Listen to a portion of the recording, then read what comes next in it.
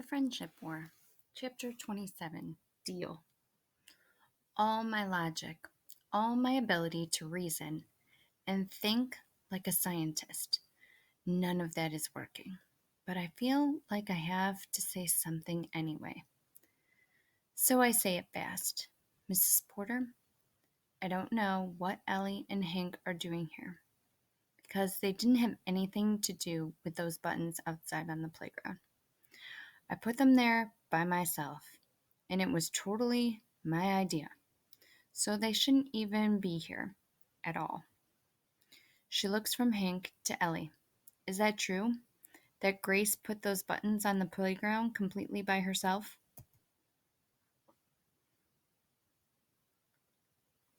They both nod, and Mrs. Porter says, Then it seems like this matter is between Grace and me and her parents. So why are you here? Hank, you first. We're here because we're witnesses. Grace wasn't littering. She was just giving away a lot of buttons, and the only reason she was doing that was to try to stop the fad, which is the same thing you wanted, right? And how do you happen to know all this? Because yesterday I went over to Grace's house after school, and she told me that she was the one who put the buttons on the field, and she explained why she did it. It was an experiment about supply and demand.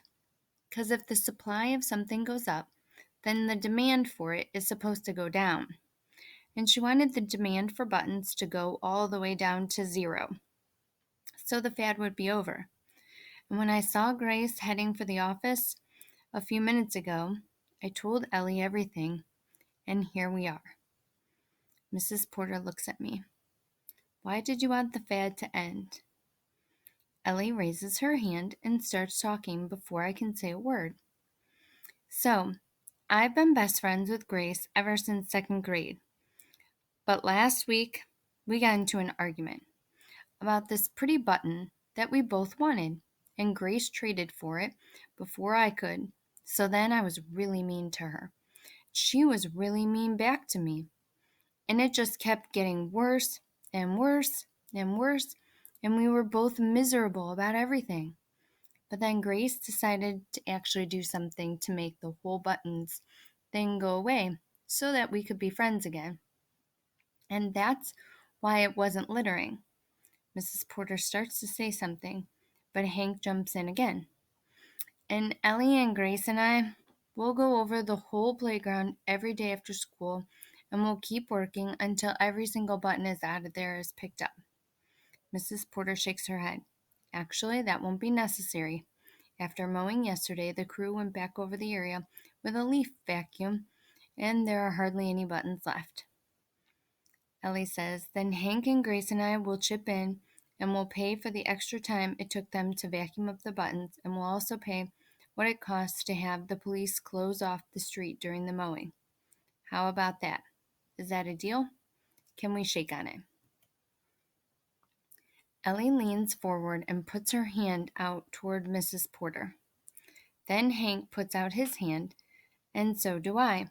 And Mrs. Porter? She's surprised.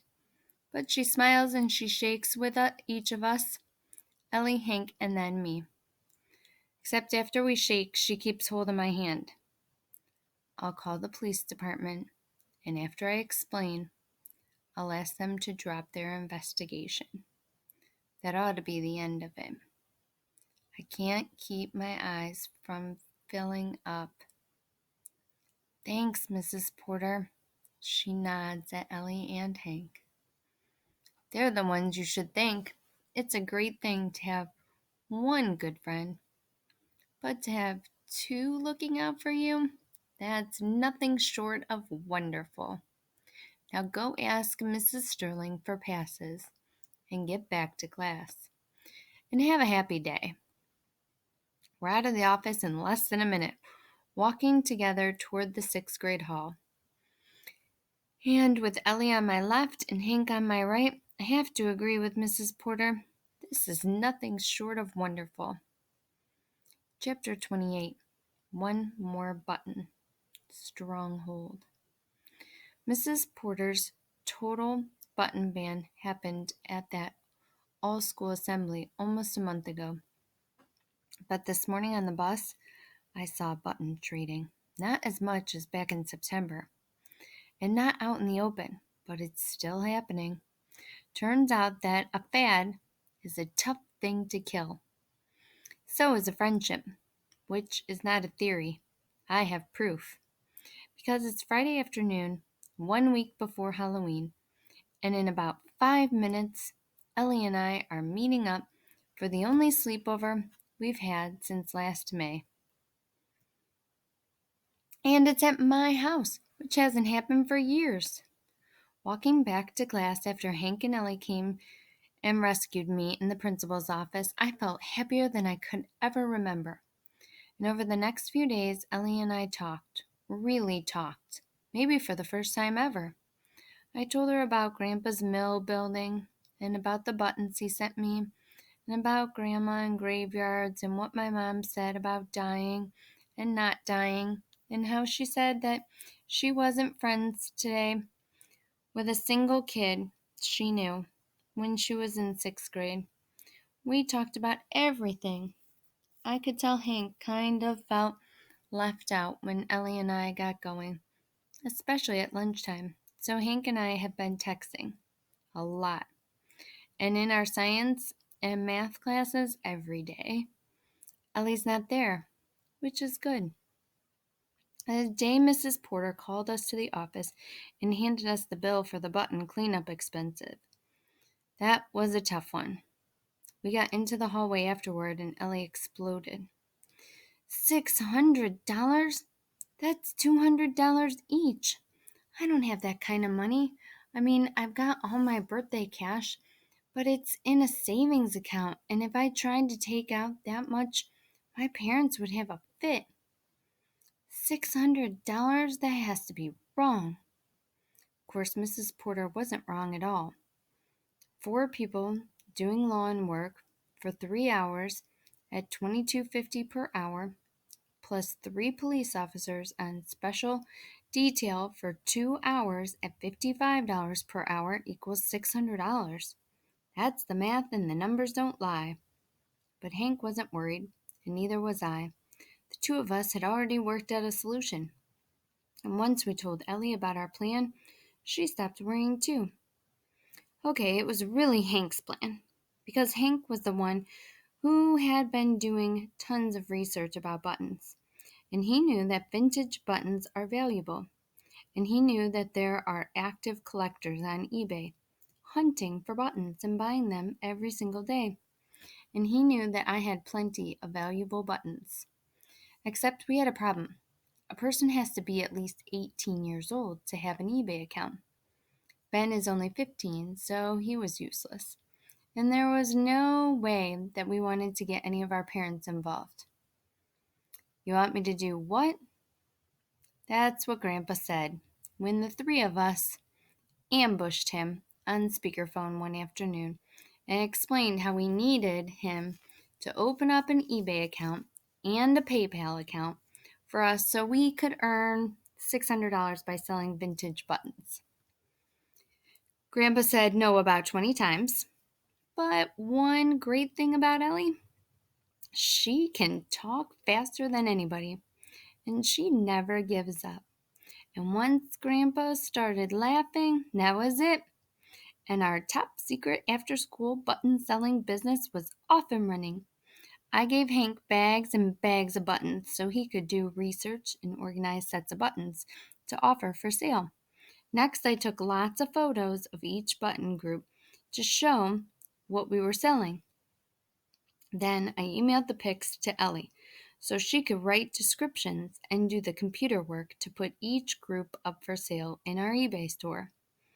And Grandpa, he just kept working on his old mill building and worrying about how he was going to explain all this to Mom and Dad if they found out what he'd done. And they did find out. Because once the buttons started to sell, orders piled up fast, and then we had to mail little packages of buttons all over the place. And I mean all over. Like to England and Japan and the Netherlands, even to China. and there was no way to keep all that a secret. So I had to explain to Mom and Dad what we were doing, and then why we were doing it, and then how we were doing it, and Grandpa was part of the how. They were pretty upset about the why, because I told them everything. Only I didn't tell them about Ben's economic lecture and the way he didn't tell me to do anything. Ben owes me big time, and he knows it. But Mom and Dad understand why I dumped all those buttons. And they were glad everything was good again between Ellie and me. And when I told them how I had two best friends come and stand up for me in the principal's office, Dad's opinion of Hank went from high to higher, which Hank totally deserves. The balance in our PayPal account reached $607.14 after only 11 days of button trading, and the stuff we sold barely made a dent in my 3 boxes of specialty buttons. After we had paid Mrs. Porter, Ellie wanted to keep on selling. Her idea was that I would keep 50% of the profits because the buttons were mine, and she and Hank would each get 25% for the work they did. It seemed fair, but I told her that I was all done with buttons, at least for now.